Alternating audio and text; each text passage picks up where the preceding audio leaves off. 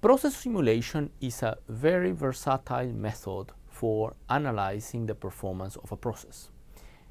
It is versatile in the sense that it can be applied both to assess situations. We have a process model and we have data about how the process performs currently, but also what if analysis.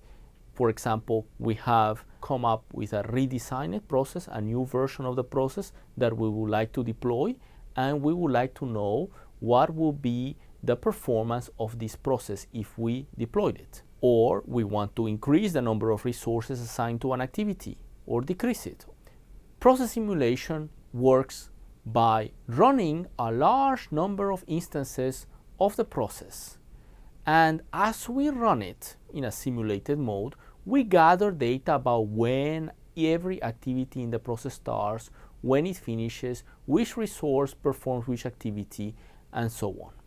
We then use all this data that is collected while running the process in a simulated mode in order to calculate statistics that will correspond to performance measures such as, for example, cycle time or waiting times. A general yet simple method for process simulation is to first model the process and then to define a so-called simulation scenario on top of the process, which is like metadata that we add to the process in order to be able to simulate it.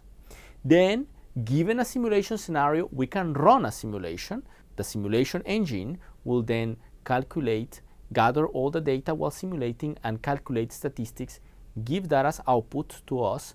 We will be able to then analyze the performance of the process under the given simulation scenario, and we can then design an alternative scenario to investigate the impact of different hypotheses and rerun a simulation and analyze the results again.